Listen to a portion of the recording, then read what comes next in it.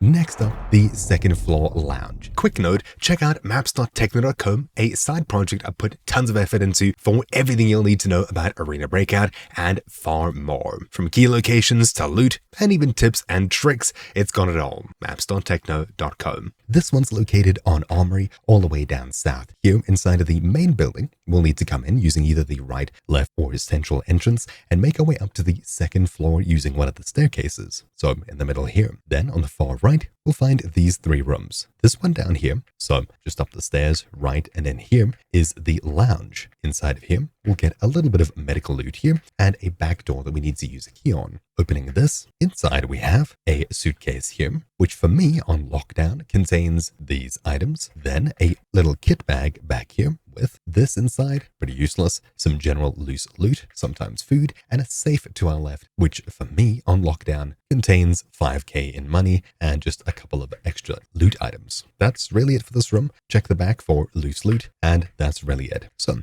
hopefully you found this video useful. Thank you for watching. My name's been Troubleshoot, and I'll see you all next time. Ciao.